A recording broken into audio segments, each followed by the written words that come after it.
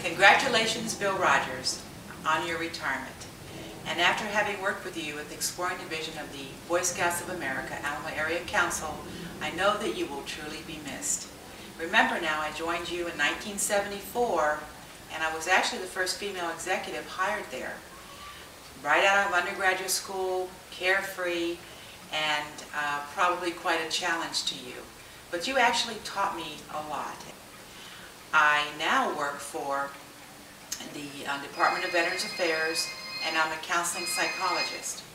And ironically, I joined the Vet Center program with the VA, and we were starting to start the same kind of program in a sense. We were bringing women in for the first time into a male-dominated organization and to begin working on military sexual trauma.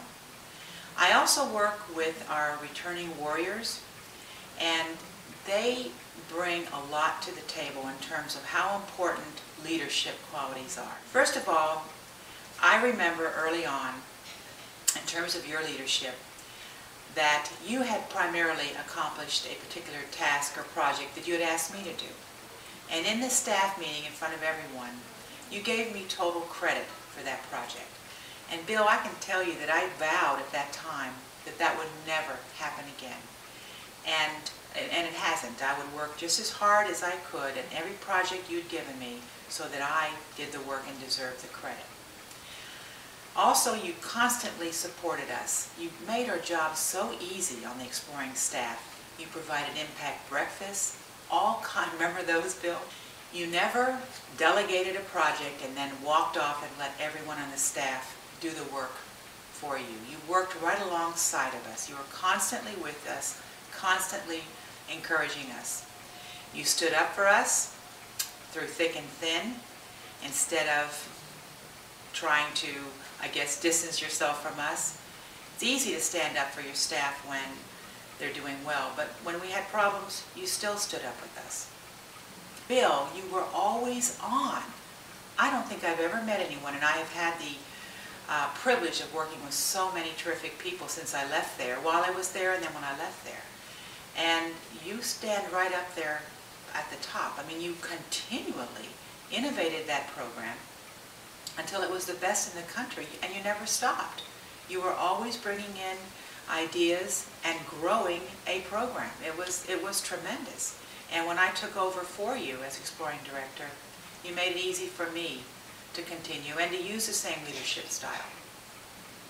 You were always cheerful, and you were always fun to work with. Now, occasionally, you did become angry, and I could always see that, and it seemed like your nostrils would kind of flare, so I would stay away from you when you were angry. I knew that because I could see your nostrils.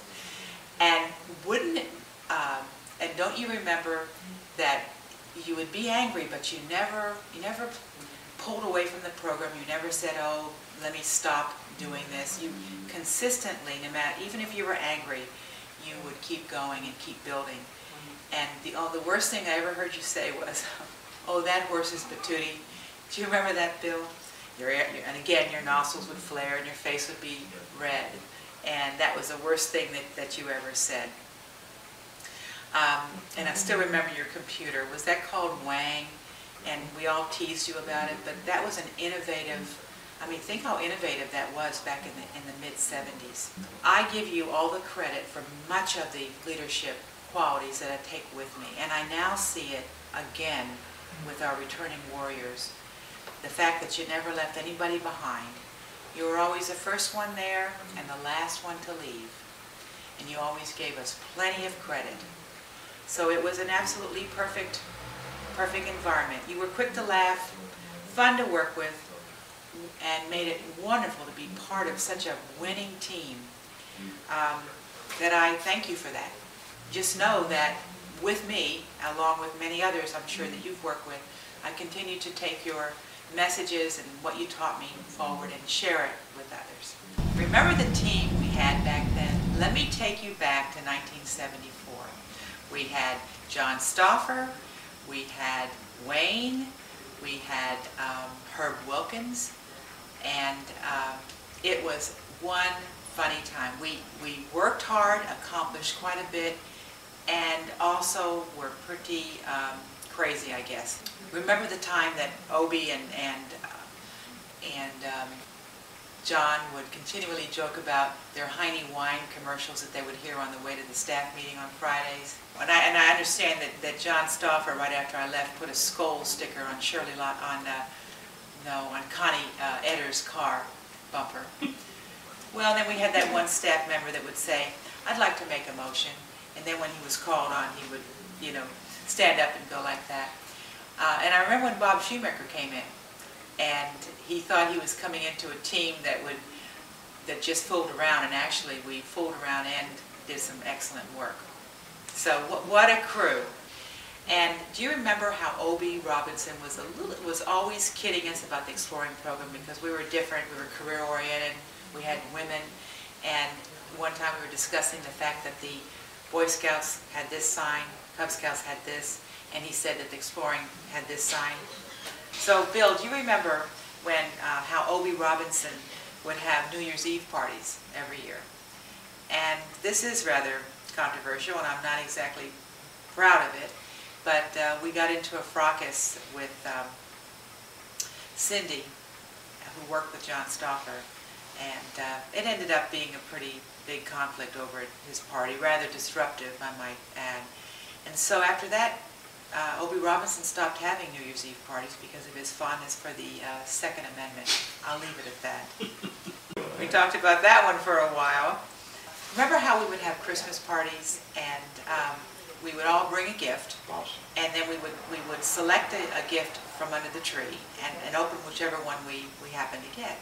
And do you remember how put off we were when Bob Shoemaker handed us out gourmet popcorn when he first joined us for his Christmas gift? And we were used to getting big turkeys from Herb Wilkins. So anyway, I was the one, I must confess to everyone, that I was the one who gave Bob a big bag of popcorn at the next Christmas party. And it was pretty funny. And even Bob laughed. He had a great sense of humor. And also I remember about our Christmas parties that I had just given birth to Patrick, and being a professional woman, I had a breast pump, and of course the box that it came in. So one of the gifts that I had, I was just looking for a box to package it in.